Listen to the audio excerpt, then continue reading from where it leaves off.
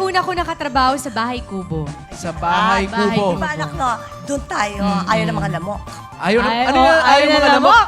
Ayaw Bakit? ng Ano lamok. nangyari sa lamok? Abay, baka mamaya yung mga anak ko makagat ng lamok. Oo, balita ko nga daw. Pwede, may daladala Pinapasok ako mo kung daw. ano-ano. Pinapasok mo raw sa kulambo.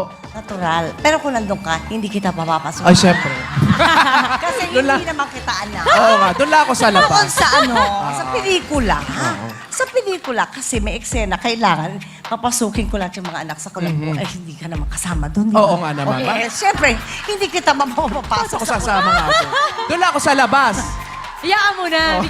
Ay, eto, Mas Maricel, bilang dalawa nga kayong super inday, humingi ba ng mga tips itong si Marian para sa pagiging super inday? Bago ako mag-super inday, binuntahan ko siya sa bahay, i-invite niya ako. So, nagbigay pugay ako sa kanya Oo bilang naman. pasasalamat dahil siya naman talaga ang original na super inday. Yes, ipinasa niya sa'yo ang iyong batya.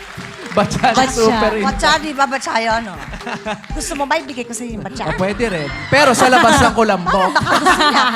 Kasi pag gusto niya, bigay natin. Oo, Huwag nga. natin bibigay Pwede ibigay. naman, hilingin mo lang. Oo, pwede naman. Pero eto muna, parehas kayo super inday. At ang balita ko, eto balita na naman. Balita lang to. Bali-balita, bali-balita. Alam Ang niyo inyong yan? love life daw parehas na inuulit ang Bakit sa mga initials. ganyan? Hayaan mo O, na. sagutin mo yan, Yan, anak. parang ganito lang yan, Pao. RR at saka Wala. DD. Oo, inuulit. RR tsaka DD. Oo, uwi na ako, ha? Diyan mo na ako.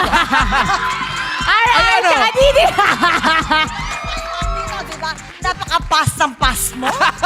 Sobrang binashare papers na yan lahat. Pass na pass. Para sobrang ma-segue lang dun sa doble-doble. Oo, para kasi inuulit daw eh. Mahilig ka ba sa paulit-ulit, paulit-ulit, yung ganyan?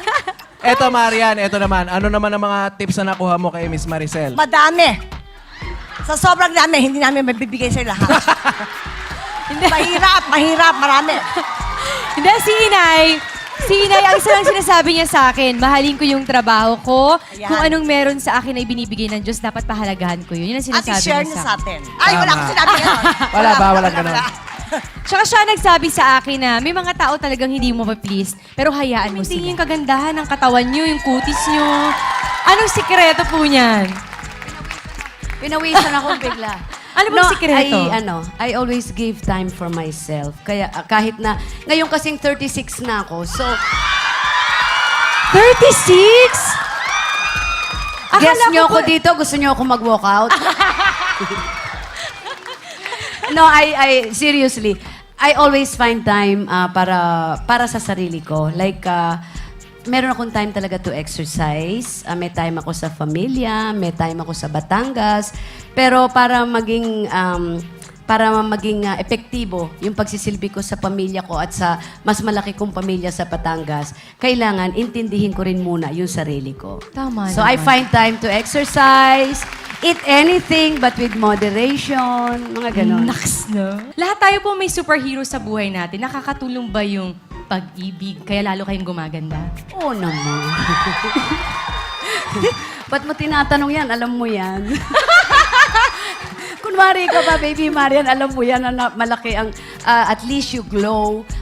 Even sabihin mo tumatanda ka as long as you're glowing because you're happy inside. And part of that is falling in love and being in love.